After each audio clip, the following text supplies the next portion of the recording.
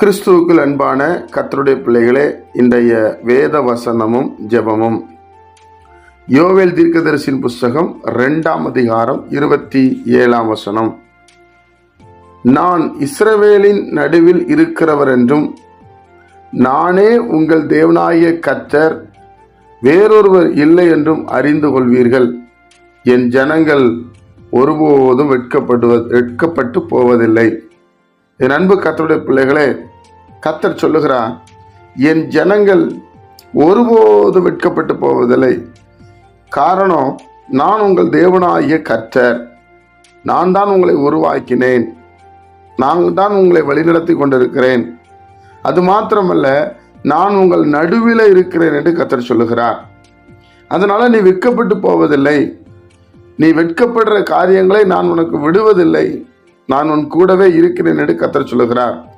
என் அன்பு கர்த்தருடைய பிள்ளைகளை, ஏதோ ஒரு காரியத்தில் நம்ம வெட்கப்பட்டுருவோமோ, அவமானப்பட்டுருவோமோ, பிரச்சனையில மாட்டிக்கொள்வோமோ என்று சொல்லி நீங்க கலங்கி கொண்டிருக்கிறீங்களா? இந்த பணத்தினால வெட்க வந்துருமா, திருமணத்தினால வெட்க வந்துருமா அப்படின்னு நினைக்கிறீங்களா? கர்த்தர் சொல்ல, என் ஜனம் ஒருபோதும் வெட்கப்பட்டு போவதில்லை. அவருடைய ஜனங்கள், அவரை நம்புகிறவர்கள், அவரை விசுவாசிக்கிறவர்கள் ஒரு கால் வெட்கப்பட மாட்டாங்க என்று வேதம் சொல்லுகிறது. அதனால தேவனுடைய பிள்ளைகளே, நீங்க வெட்கப்பட்டு போக மாட்டீங்க. நிச்சயமா கர்த்தர் உங்களை மேன்மைப்படுத்துவார். உங்களுக்கு வேண்டிய கிருபைகளை தருவார், சமாதானத்தை தருவார்.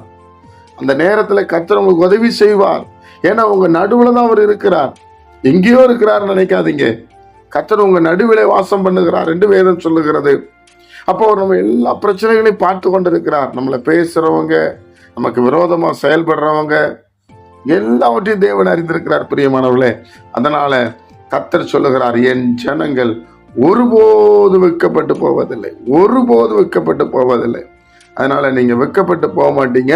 கர்த்தர் உங்க நடுவில் இருந்து உங்களுக்கு உதவி செய்ய உண்மையுள்ளவராயிருக்கிறார். நாம் ஜெபிப்போமா?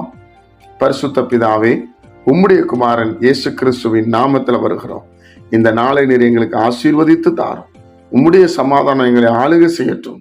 நீர் விரும்புகிறவரை நாங்கள் நடக்க தேவன் எங்களுக்கு உதவி செய்யும்படி ஜெபிக்கிறோம். ஆண்டவரே, நாங்கள் எந்த விதத்திலையும் வெட்கப்பட்டு போகாதபடி நீர் எங்களுக்கு துணையாக இருந்து எல்லா சூழ்நிலைகளும் உதவி செய்ய போகிறதற்காக உமக்கு நன்றி சொல்கிறோம். எங்கள் ஆண்டவராகிய இயேசுவின் மூலம் ஜெபிக்கிற நல்ல பிதாவே, ஆமென்.